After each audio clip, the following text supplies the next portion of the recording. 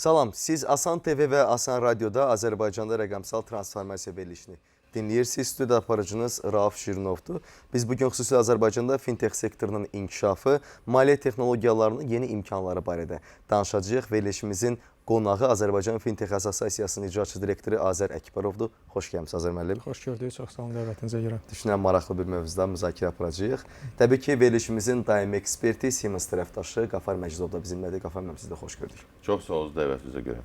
Və qeyd eləyək ki, bizim verilişimiz ERP Systems şirkətinin sponsorluğu ilə yayımlanır. İstərdim ki, ilk növbədə Azər müəllimlə sizlə başlayaq ki, xüsusilə assosiasiya olaraq hazırda bu sektorun Azərbaycandakı durumu barədə nə deyə bilərsiniz ümumiyyətlə? Çox sağ olun sualınıza görə. Assosiasiya ilə bağlı ilk olaraq qısa məlumat vermək istərdim. Azərbaycan Fintech Assosiasiyası 2020-ci ilin dekabr ayında 6 şirkət tərəfindən təsis olunub. Assosiasiyanın məqsədi Azərbaycanda rəqəmsal ödənişlərin inkişafı, fintech sektorunun inkişaf etdirilməsi, fintech sektorunda fəaliyyət göstərən təşkilatların bizneslərinin böyütmələrinə, həm yerli bazarda, həm digər xarici ölkələrdə bizneslərin inkişaf etdirilmələrinə dəstək olmaqdır. Eyni zamanda sektorda fəaliyyət göstərən digər qurumlarla da əməkdaşlıq etməkdir. Azərbaycan Respublikası Mərkəzi Bankı regulatoru olaraq biz daimi Mərkəzi Bankla əlaqədəyik, tərəfdaşlıq eləyirik. Son dövrdə bildiyiniz kimi ödəniş xidmətləri və ödəniş sistemləri haqqında qanun qüvvəyə minmişdi 2023-cü ildə və demək olar ki, Azərbaycanda fintech sektoru üçün yeni bir dövr açılmışdı, yeni bir səhifə açılmışdı.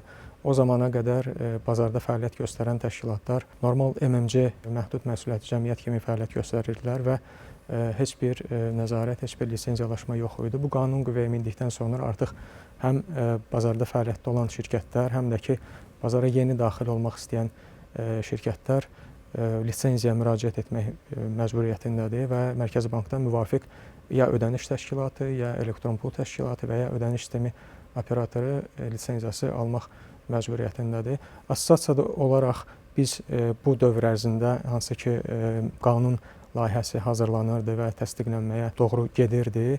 Biz o dövr ərzində Mərkəzi Bankla dediyim kimi sıx əlaqədə olmuşuq və Mərkəzi Bank da bizim vasitəmizlə bu qanunda öz əksini tapacaq tələblərin bazarda nə qədər ehtiyaclara cavab verdiyi və bazarın tələblərinə cavab verdiyi ilə bağlı bizdən daimi olaraq məlumatlar almış, qanunun müvafiq hissələrinlə, maddələrinlə bağlı rəy təkliflər toplanmışdı və biz də bir kommunikasiya platforması olaraq sektorda olan üzvlərimizlə və üzv olmayan digər təşkilatlarla da bu qanunla bağlı və qanundan irəli gələn qaydalar və digər sənədlərlə bağlı rəyləri toplayıb ümumiləşdirilmiş qaydada Mərkəzi Banka təqdim etmişik.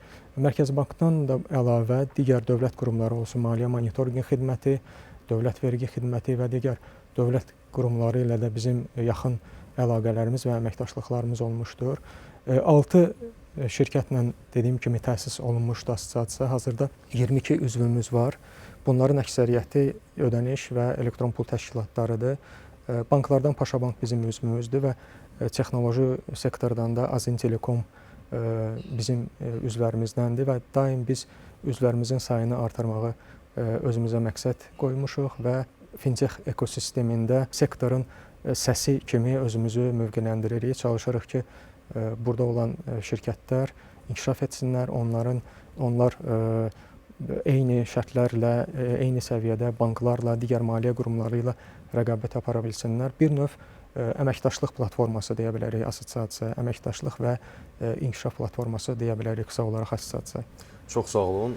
Kifayət qədər dolğun məlumat verdiyiniz üçün Qafar müəllim, fikirləriniz maraqlıdır. Ümumiyyətlə bu cür cavabdan sonra xüsusilə görülən işlər necə düşünürsünüz bu barədə? Mən başqa bir şey maraqlı oldu. Mən bu sektorun səsi maraqlı oldu. Yəni ümumiyyətlə çox gözəl bir case idi. Azərbaycanda bu fintech sektoru səsi nə barədə danışır? Hansı qabağında çətinliklər var? Dünyada fintech çox inkişaf edir. Təbii. Özdə çoxdan. Yəni elə bildiyiniz PayPal, mən səhv eləmirəmsə hardasa 90 neçənci illərdə əmələ gəlib. Bizdə isə görürsünüz assosiasiya qanun vericilikdə dəyişikliklər ancaq 2023-də baş verib. Yəni ona görə Ya ola bilməz ki, az olsun, çox olmalıdır sualın, səsin. Sual çoxdur. Əslində inkişaf da gedir. Ümumilikdə götürsək fintech sektorunun başlanğıcını yəqin ki, rəqəmsal ödənişlərin bazara daxil olması, bazara təklif olunması ilə bir növ başlamalar o dövrdən 2008-ci, 2009-cu illərə təsadüf edir və o vaxtdan etibarən bizim fintechlər bazarda inkişaf etməyə davam edib.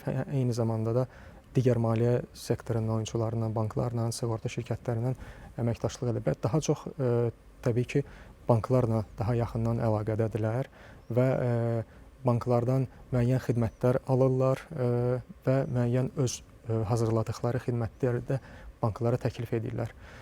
Demək olar ki, inkişaf dövrünün başlanğıcındadır fintech sektoru. Çünki dünya ilə müqayisə aparıcı dünya ölkələrini biz belə deyək də etalon kimi qəbul etsək, biz biraz yavaş inkişaf gedir. Bəzi məsələlərdə biz qabaqlayırıq. Məsələn, bu nəqd pulları qəbul edən avtomatlar, bu milyon və s. onlar bizdə Avropadan tez əmələ gəldi. Onlar bəli, demək olar ki, o bir çox bazarın spesifikasından asılı olaraq siz dediyiniz nağd ödəniş terminalları hər bazarda belə deyək də çox rəğbətlə qarşılanmır, çox istifadə olunmur. Amma post-sovet ölkələrini götürsək, misal üçün Rusiyanı, digər ölkələri və bizim bazarda bu nağd ödəniş terminalları o vaxtdan elə demək olar ki, 2010-cu ilin əvvəlləri 2011-2012-dən başlayaraq bazarda fəaliyyətə başlamışdır və çox uğurlu bir layihə olmuşdur. Çünki sıravi vətəndaşların ödəniş ehtiyaclarını rahat qarşılamalarına imkan yaratmışdılar. O vaxtlar bildiyiniz kimi bu xidmətlər sırf kommunaldan başlamışdır. Misal üçün işıq pulunun ödənilməsi, qaz pulunun, su pulunun ödənilməsindən başlamışdır. Daha sonradan artıq o platformalara digər ödəniş xidmətləri də, mobil operatorlar, internet provayderlar və s. Kreditlər ödəmək olur. Bəli, hazırda bəli. Bank və sonrakı dövrdə də banklar öz yığımlarını, öz kartlarına mədaxili, öz kredit yığımlarını bu terminallar üzərindən etmişdilər. Ona görə də həmin o ödəniş terminalları təchizatçıları ilə bank sektoru arasında kifayət qədər yaxın əməkdaşlıq var, yaxın əlaqələr var. Onlardan başqa da rəqəmsal xidmətlər də çox inkişaf edir. Rəqəmsal ödənişlər və mobil tətbiqlər üzərindən elektron pul kisələri olsun, internet saytlar olsun, hansı ki, əvvəl yalnız nağd şəkildə terminaldan ödəyə bilirdik.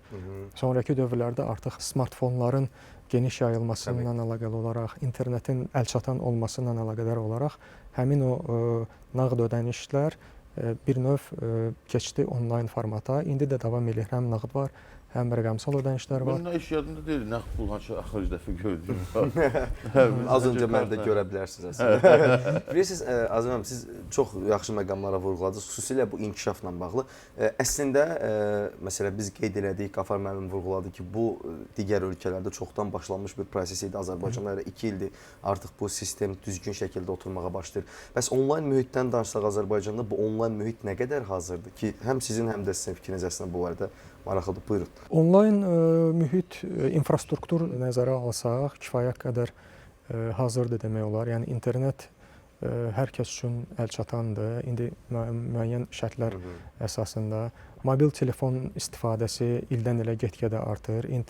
Smartfonların penetrasiyası get-gedə həm böyük şəhərlərdə, həm regionlarda, düzdür, regionlarda daha aşağı templə, amma yenə də artım istifadəsində artım var. Bunu biz qlobal şirkətlərin elədiyi araşdırmalara əsasən görürük ki, ildən ilə artım var. Xüsusilə də pandemiya dövründən sonra bu onlayn xidmətlərə tələb və təklif kifayət qədər artdı və arta-arta gedir. Ona görə rəqəmsal ödənişlər hal-hazırda demək olar ki, bir çox yəni ödəniş tələblərini qarşılayır. Yəni istənilən mobil tətbiqlərə daxil olsaq, fintechlərin təklif etdiyi elektron pul cüzdanlarına daxil olsaq, orada istədiyiniz ödənişi rahatlıqla edə bilərsiniz. Bu şirkətlər hansı ki, mobil tətbiqləri təklif edirlər, onlar banklardan da əvvəl həmin o xidmət təminatçılarından inteqrasiya şlyuzları qurmuşlar, inteqrasiya etmişlər və sonradan həmin o şlyuzları artıq banklara da təklif etmişlər. Yəni hazırda siz bankların tətbiqində hansısa bir xidməti ödədikdə onun arxasında fintexin qurduğu infrastruktur durur və o kifayət qədər bank sektoru üçün də belə deyək, rahatlıq gətirmişdi ki, bank gedib hər provayderlə, hər xidmət təchizatçısı ilə ayrı-ayrı inteqrasiya etmir, bir fintexə müraciət eləyir və oradan toplu şəkildə həmin xidmətləri alır, öz mobil tətbiqindən çıxarır ki, onda müştərilər onu ödəmə imkanına sahib olsunlar. Yəni rəqəmsal ödənişlərdə yüksək templə belə inkişaf var. Tək banklarda yox. Bəli. O onlayn dükanlarda, bütün bu biz bildiyimiz marketplace-lərdir, nə bilim, dükanların onlayn saytında adlarını çəkmək istəmirəm, amma həm kredit almaq imkanı var onlayn, həm ödəniş eləmək. O hamısı fintech, o hamısı fintexin sayəsində. O növ fəaliyyətə payment ödəniş aqreqatoru deyilir. Yəni hansı ki sən bütün bir çox xidməti özündə aqreqasiya eləyirsən, öz bazanda toplayırsan və onu toplu şəkildə digər tərəfdaşlara, agentlərə, ödəniş agentlərinə təqdim eləyirsən. Bu, yəni texnoloji baxımdan çox digər üçüncü tərəflər üçün çox rahat və dediyim kimi də, yəni vaxt illərlə sərf edib bir-bir hamıdan o şlyuzları almaqdansa bir dəfə inteqrasiya ilə sən yüzlərlə, minlərlə bəlkə də xidmətə çıxış əldə etmiş olursan. Yəni öz müştərinə eyni anda kifayət qədər çox sayda ödəniş xidmətə təklif eləyirsən. Doğrudan da yəni biz əslində hər dəfə verilişimizdə bunu vurğuluruq ki, məncə də ən əsas məqamlardan da biri budur da. Həqiqətən biz danışırıq, amma əslində oturduğumuz yerdən hər bir şey əlimizin altındadır. Bir kliklə ödəniş eləyə bilərik, kiməsə pul köçürə bilərik. Mən xatırlamıram ki, mənim dövrümdə tam olmayıb o kiməsə necə pul göndərmək üçün, yəni ki, poçta getmək, gözləmək, yəni o müəyyən bir mühit olur. Yəni mənim bildiyim bu da artıq deyirlər, o 5 dəqiqədə, hətta saniyədə daha doğrusu gedir çatır. Bu qədər böyük bir transformasiya əslində gedir və hər sahədən biz deyərdik ki, biz bugünə qədər buraxılışımızda bir çox sahələrin əslində bu transformasiyasını danışmışıq. Bu çox böyük uğurdur və istənilən formada bu sahənin inkişafından da xəbər verir. Mən istəyərdim ki, biz ümumiyyətlə biraz da toxunaq xüsusilə Azərbaycanda məsələn open banking anlayışı nə qədər mövcud ola bilərmi, tətbiq oluna bilərmi, məsələn, Qafar müəllim? Fintexlər hazırdır. Mən belə hiss edirəm. Cəmaət, bazar da hazırdır. Biraz banklarımız konservativ yanaşır. Ona görə open banking olsa, bank sektoru böyük transformasiya gözləyir mənim zənnimcə. Bilməmdir, müəllim. Siz sual verdiniz ki, ola bilərmi? Əslində artıq olur. Yəni layihə artıq. Siz çox üzrə müəllim də vurğuladı. Baxın, o rəqabət davam edir, yoxsa əməkdaşlıq mı var? Əslində bu hər iki tərəf üçün çox böyük bir imkandır. Nə qədər də banklar biraz belə deyək də ehtiyatlı davransalar ki, bəs hansısa digər ölkələrdə fintexlər məlumata çıxış əldə etməklə onların bir növ biznesindən pay götürüblər, müştərilərini özlərinə cəlb edib və s. Amma bunu digər tərəfdən də baxmaq olar. Yəni o open banking sisteminə hamı qoşulur və öz məlumatlarını paylaşır. Banklar da öz növbəsində fintexlərin məlumatlarını əldə edə bilərlər və daha keyfiyyətli, daha rahat, daha sərfəli xidmət təklif etməklə fintexdən də bir növ müştəri cəlb edə bilərlər. Bu iki tərəfli, yəni kim ki daha çox, daha innovativ xidmətlər, daha sürətli xidmətlər, daha rahat xidmətlər təqdim edirsə, müştəri ora gedəcək. Yəni bu iki tərəfli paylaşımdır. Digər tərəfdən baxanda da fintexlər də narahat olmalıdır ki, bank mənim müştərimi apara bilər. Ona görə buna bir imkan kimi baxılmalıdır. Yəni bu açıq bankçılıq da bildiyiniz kimi Mərkəzi Bankın ən belə deyək son böyük təşəbbüslərindən biridir və layihə bununla bağlı başlanıb. Mərkəzi Bank açıq bankçılıq yol xəritəsini təsdiqləyib və bu yol xəritəsi artıq 2023-dən 2025-ə qədər davam edirdi və bu dövr ərzində müəyyən işlər görülüb və Mərkəzi Bankın məqsədi öz belə deyək, Mərkəzi Bank platformasında mərkəzləşdirilmiş vahid bir texnoloji platform qurmaqdır, hansı ki o platforma həm bankları, həm ödəniş təşkilatlarıdır və növbəti etapda digər maliyyə qurumlarını, həm sığorta, həm investisiya, kapital bazarı iştirakçılarını artıq ilk etapda məqsəd odur ki, açıq bankçılıq kimi fəaliyyət göstərsin banklar və ödəniş təşkilatları. Ondan sonraki dövrdə məqsəd odur ki, ümumiyyətlə Open Finance, açıq maliyyə sektorunda olan bütün təşkilatlar ora inteqrasiya edilə bilsin və müştərinin razılığı olmaqla onun məlumatlarını digər tərəfdən əldə edərək daha rahat xidmətlər təklif etsin, onun məlumatlarını analiz edərək, scoring edərək ona daha çox fərdiləşdirilmiş, sırf həmin müştəriyə lazım olan, onun ehtiyacı olan maliyyə xidmətləri təklif etsin. Yəni bu layihə düşünürəm ki, bazarda böyük bir yaxşı mənada çevrilişə səbəb ola bilər. Burada dediyim kimi ehtiyat etməyə o qədər də belə deyim ehtiyac yoxdur. Sadəcə olaraq kim ki daha sürətli, daha innovativ olacaq, bu imkandan istifadə edə biləcək. Hazırda mərkəzi o platformaya, Open Banking platformasına banklardan bəziləri artıq inteqrasiya olunub və banklar tam bitdikdən sonra növbəti etapda ora ödəniş təşkilatları və elektron pul təşkilatları da inteqrasiya edəcək və ilk mərhələdə orada iki növ xidmət var açıq bankçılıq çərçivəsində. Məlumat xidməti, yəni hansı ki siz misal üçün hansısa bir fintexin tətbiqinə daxil olduqda bankdakı hesabınızı orada görürsüz və orada apardığınız əməliyyatları görə bilirsiniz. Bu birinci etapdır. Bu sadəcə məlumat xidmətidir. Ondan sonraki mərhələ ödəniş əməliyyatının aparılmasıdır. Yəni siz fintexin tətbiqində, misal üçün belə deyək, M10 və ya MP, Golden Hesabaz tətbiqində artıq ABB hesabınızdan və ya Kapital Bank hesabınızdan əməliyyat eləyə bilərsiniz. Yəni sizin üçün fintexin tətbiqi daha rahatdırsa, siz ondan daimi istifadə edirsiniz, razısınızsa, artıq hansısa bir, misal üçün bankdan kredit götürmüsünüz, o kredit üçün o tətbiqi bağlayıb ABB və ya digər bankın tətbiqinə girməyə ehtiyac yoxdur. Onun hamısını siz həmin fintexin tətbiqində eləyə biləcəksiniz. Əslində ümumiləşdirsə, yəni bu iki tərəfli bir mexanizm, proses olar. Yəni siz dediyiniz kimi də, yəni burada narahat olmalı məqam varsa, hər iki tərəf narahat olmalıdır əslində. Amma istənilən formada addım atılsa, bir uğurlu iş də təbii ki, ortaya gətirib çıxa bilər. Xeyli sayda yeni məhsulların, maliyyə məhsullarının bazara çıxarılmasına səbəb olur və dediyim kimi open açıq maliyyə yanaşması tətbiq olduqda orada artıq digər qurumlar da bura qoşulmuş olur. Həm sığorta, həm investisiya və digər mikromaliyyə təşkilatları və s. Və ondan sonraki, belə deyək də, bir növ pilləli getsə, Open Banking-dir, Open Finance-dir, Open Data, yəni açıq məlumat. Ora artıq digər qurumlar da, dövlət qurumları ola bilər, hansısa marketplace-lar ola bilər, taksi sifarişi, yemək sifarişi və s. Yəni onlar da müştərinin məlumatına çıxış əldə edə bilsə, onu istifadə edərək öz tətbiqlərində yeni xidmətlər təklif etməyə hazırdır. Fintech vasitəsilə eləyəcəklər. Təbii. Bəli.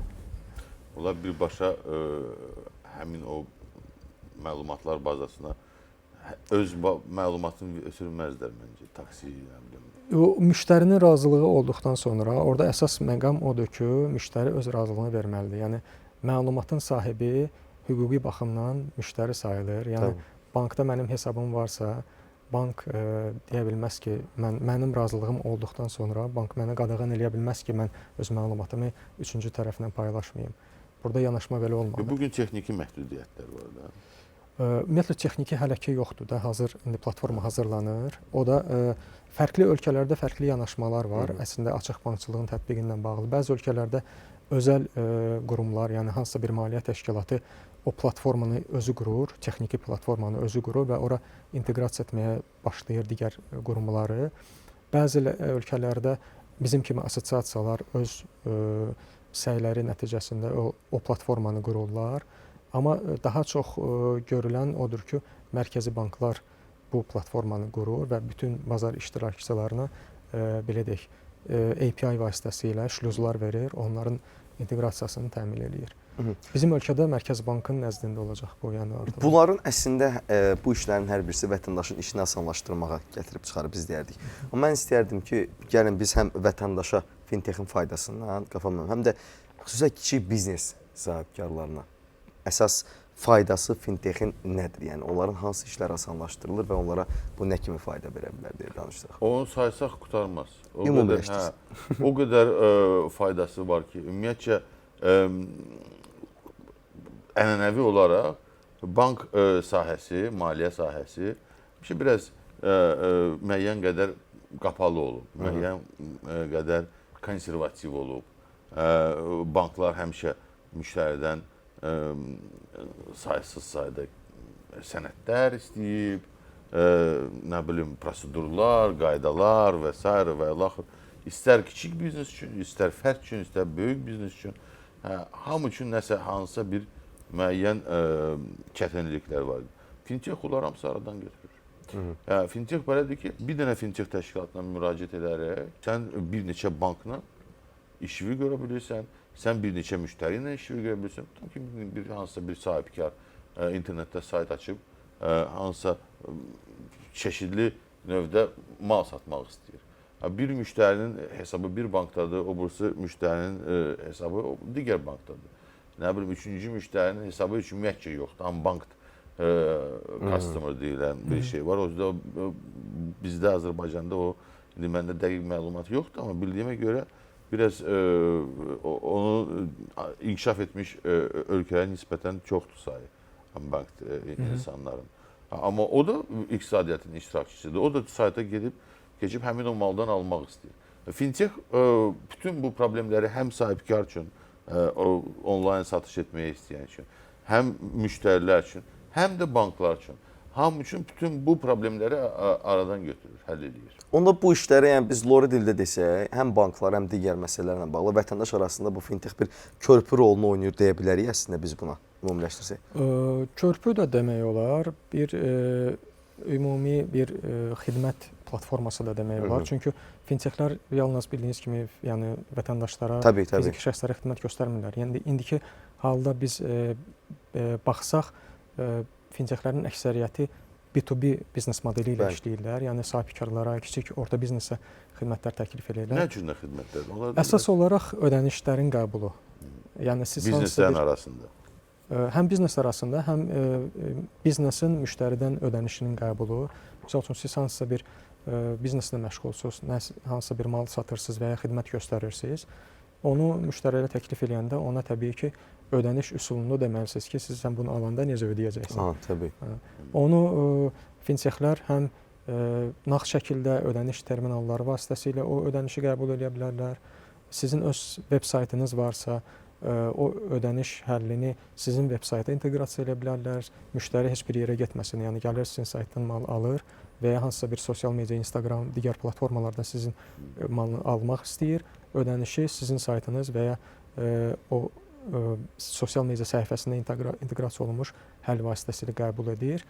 Müxtəlif ödəniş qəbulu üsulları var. QR vasitəsilə, link vasitəsilə, sayt, mobil tətbiq vasitəsilə və eyni zamanda yalnız ödəniş həlli yox, bəzi fintechlər belə deyək də sıfırdan sizin hazır veb sayt verir. Sən heç bir şeyin yoxdur, misal üçün yeni başlayırsan biznesə, onu onlayn formada bazara təklif etmək və ödəniş toplamağa ehtiyacın var. Hazır veb sayt verir, sən oturursan orada bütün məlumatlarını daxil edirsən, nə hansı belə deyək də mal növləri var, qiyməti neçədir, xüsusiyyətləri nədir, onu açıq şəkildə internetə aça bilirsən və eyni zamanda ödənişləri də qəbul edə bilirsən. Daha çox dediyim kimi ödənişlərin qəbuludur və yan xidmət olaraq da bu saytı, mobil tətbiqin yazılması, hansısa bir digər platformaya inteqrasiya olmaq, IT xidmətləri də təklif edən təşkilatlar var. Bəzi şirkətlər var, hansı ki, fintech as a service xidməti verirlər, yəni fintechlərə xidmət verirlər. Misal üçün, fintech şirkət qurulub, onun öz platforması yoxdur, texnoloji həlli yoxdur. Oturub özü sıfırdan yazmaqdansa, o şirkətə müraciət edir və hazır ondan həlləri alır. Artıq öz brendi altında o həlləri müştərilərinə təqdim edir. Yəni, B2B modeli ilə sahibkarlara, kiçik orta biznesə daha çox təkliflər hazırda bazarda var və banklarla müqayisədə rəqabət üstünlükləri nədir? Daha tez hesab açma, müştərinin identifikasiyasının daha tez olunması, daha sərfəli şərtlər təklif olunması komissiya haqları olaraq. Yəni sahibkarlara da vacibdir ki, onlar üçün hər gün, hər belə deyək də vaxt çox vacib məqamdır. Ona görə də onlar üçün sürət çox vacibdir. İnteqrasiya etsinlər başlasınlar öz fəaliyyətlərini göstərməyə. Bəs xüsusilə biz istəyərdik ki, bu məqama da toxunaq ki, ümumiyyətlə baxın post terminallar olsun, mobil tətbiqlər olsun, NFC ödənişlər olsun. Baxın bu sahədə bəs hansısa bir yeniliklər varmı? Var. Post terminallar daha çox bankların göstərdiyi xidmətlərdir. Ödəniş təşkilatlarından ola bilər kimdəsə var, amma fiziki olaraq avadanlıq hansısa bir subyektlərdə quraşdıran belə o qədər də rastlamırıq. Daha çox bank orada post terminal avadanlıq xərci olduğuna görə biraz belə deyək də maliyyəsi yüksək olduğuna görə bankların gördüyü biznes növüdür. Amma yeniliklər olaraq Apple Pay, Google Pay vasitəsilə ödənişlərin həcmi get-gedə artır. Səhv etmirəmsə bu ilin birinci növü ərzində Apple Pay, Google Pay ödənişləri 1 milyarddan çox olmuşdu. Azərbaycan. Bəli. O kifayət qədər böyük rəqəmdir. Və ümumi nağdsız post terminal vasitəsilə nağdsız ödənişlərin 50%-i Apple Pay, Google Pay üzərindən gedir. Yarısı. Bəli. Qalanları kartlar vasitəsilə və o kart ödənişlərinin də bir böyük hissəsi təmassız kartlar vasitəsilə. Çünki artıq son dövrlərdə köhnə o çip kartların daxil edilməsi və s. o o da tarixdə qaldı. O da tarixdə qaldı. Kart daşımaq, heç kart... Əslində hamısı telefonda, yəni şəxsiyyət vəsiqəsi istəyirsən telefonda, sürücülük vəsiqəsi istəyirsən telefonda, yəni hər bir şey telefonda olur, rahat bir olur. Amma bir dənə o problem telefon sönənə qədər olur əslində. Telefon söndüsə artıq üzərində də pul İnternet Telefon kəsildi. niyə sönməlidir ki? Sönməsin, powerbank məsələn. Çörək yemərik telefonumuz. İnternetimiz olur, kəsildi. Düşünürəm ki, çox faydalı əslində müzakirə oldu. Azər müəllim, son olaraq istəyərdik ki, bizim 3-1 çıxarış deyək sahibkarlar üçün və Qafar müəllim sizin də ümumiyyətlə fikirlərinizə yekunlaşdıraq verilişimizi. Buyurun sizdən başlayaq. Əgər sahibkarlar üçün deyiriksə, mən çağırış etmək istəyərdim ki, ola bilsin ki, bazarda o qədər hələ də tanınmır bu ödəniş və elektron pul təşkilatları.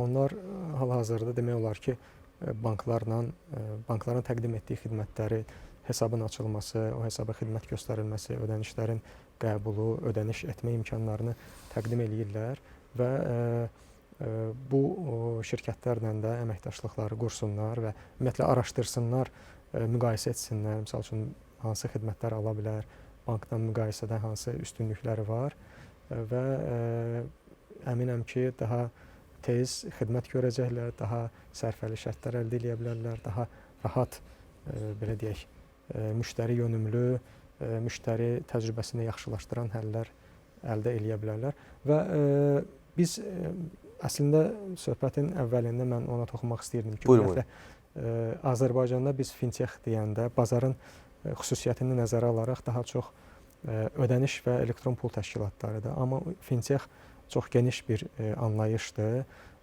Burada maliyyə sektorunda olan və daha innovativ, daha müştəri yönümlü rəqəmsal xidmətlər təklif edən istənilən bir təşkilat, bank da ola bilər, sığorta da ola bilər, investisiya da ola bilər. Bunlar özləri fintech ola bilərlər. Yəni bank, misal üçün rəqəmsal bank açırsa, özünə bir rəqəmsal bir bank qurursa, bu deməkdir ki, bunun özü bir fintechdir. Yəni maliyyə texnologiyasını istifadə edərək daha innovativ, daha sürətli, daha rahat həllər təklif edən bir anlayışdır fintech. Amma bizim bazar dediyim kimi də xüsusiyyəti odur ki, daha çox əksəriyyəti ödəniş xidmətləri ilə bağlıdır. Amma düşünürəm ki, bundan sonraki dövrdə digər maliyyə sektorunun digər istiqamətlərində də fintechlər inkişaf edəcək və bizim assosiasiya olaraq da məqsədim odur ki, sırf ödəniş və elektron pulla məhdudlaşmayaq, digər oyunçuları da öz platformamıza cəlb eləyək və onlar arasında belə deyək, dialoq, əməkdaşlıq bir platforması olaq. Bəli. Həm yerli bazarda dediyim kimi, həm digər qonşu ölkələrin bazarlarına. Çünki biz görürük ki, bir çox üzvlərimiz Orta Asiya bazarlarına maraq göstərirlər. Pakistan, Birləşmiş Ərəb Əmirlikləri və digər bazarlara da maraq göstərirlər. Çünki Azərbaycan maliyyə bazarı o qədər də fintech bazarı, ödəniş bazarı o qədər də böyük deyil və maliyyə bazarının böyük bir hissəsi banklara aiddir, bankların payındadır. Ona görə çalışırlar ki, digər imkanları da nəzərə alsınlar, digər ölkələrdə. Yəni indi fiziki hardasa olmağın bir mənası yoxdur. Yəni burada otura-otura dünyanın istənilən bir yerində olan müştəriyə sən xidmət təklif eləyə bilərsən. Yetər ki, innovativ ol, yetər ki, uzaq görəni olsun insanlar və öz bizneslərini inkişaf etdirməyə çalışsınlar. Azəm müəllim, əslində Qafar müəllimin hər verilişimizdə dediyi bir söz var ki, bizim verilişimiz də əslində buna xidmət edir. Məsələn, siz vurğuladınız ki, fintexi başqa cür başa düşür insanlar, amma bu əslində böyük bir xidmətdir. Düşünürəm ki, elə verilişimiz sayəsində artıq insanlar da hər dəfə ümumiyyətlə fərqli bir mövzuda müəyyən bir biz elə özümüz də maariflənirik, insanlar da maariflənir ki, Qafar müəllim artıq məncə burada sizə söz düşür. Hə, maariflənmə sözü bizim dilimizə düşüb, maşallah. Hə, mən vətəndaşlar hamısını çağırıram ki, maariflənsin. Çünki əslində istənilən bazarın inkişafı hələ onun istehlakçılardan başlayır, Azərbaycan vətəndaşlarından başlayır. Bizim vətəndaşlarımız maariflənsə, bizim vətəndaşlarımız onlayn texnologiyalardan, innovativ texnologiyalardan istifadə eləsə, bütün bu onlayn və innovativ texnologiyalar inkişaf edəcək. Və fintexa qaldıqca o qədər böyük inkişaf yeri var ki, o qədər parlaq gələcəyi var ki bu sektorun. Ki, mən məmnuniyyət hissi ilə gözləyirəm bu nəticələri görəcəyik bəhrəsini inşallah. Təbii ki, ortada bir iş varsa, bir əziyyəti varsa, onun da bəhrəsi olur.